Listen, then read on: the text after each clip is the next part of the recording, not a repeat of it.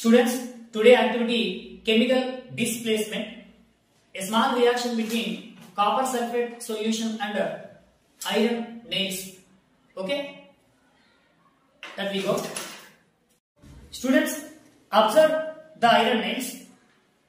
Dip these iron nails into the aqueous copper sulfate solution and keep this nearly 20 minutes. Okay, all of you observe. Which color is appear? Green color. Take the iron nails and pour the solution into another beaker.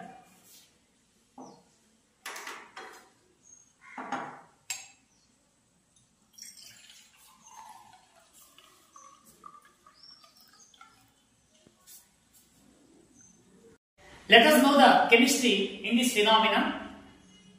It is ferrous sulfate solution and you observe the surface of the nails. This one copper precipitation. This is chemical displacement.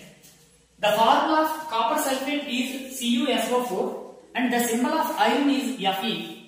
When the iron nail dipped in aqueous copper sulfate solution, then these two metals are exchanged. So here the products are ferrous sulfate solution and copper precipitate. లోహాల reactivity ఆర్డర్లో potassium నుండి gold వైపు వెళ్తూ ఉన్న కొలది లోహాల యొక్క చర్యాశీలత అంటే reactivity తగ్గిపోతూ ఉంటుంది. సో ఫర్ ఎగ్జాంపుల్ మనం ఐరన్ మరియు కాపర్ ఈ రెండు మెటల్స్ తీసుకుంటే ఈ రెండు మెటల్స్ లో కాపర్ కన్నా ఐరన్ ముందే ఉంది కనుక iron is more reactive than copper. So ముందు ఉన్న లోహాలు హైలీ రియాక్టివ్, తర్వాత వస్తున్న కొద్ది అవి లో రియాక్టివ్, తక్కువ చర్యాశీలత కలిగి ఉంటాయి.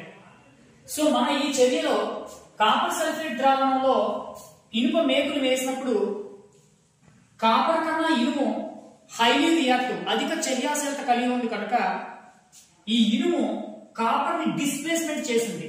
సో ఎప్పుడైతే ఈ కాపర్ ప్లేస్ లో ఐరన్ వెళ్ళిందో మనకి ఫెర్రస్ సల్ఫేట్ FeSO4 ఫామ్ అయింది మరియు ఈ కాపర్ సెపరేట్ అయింది.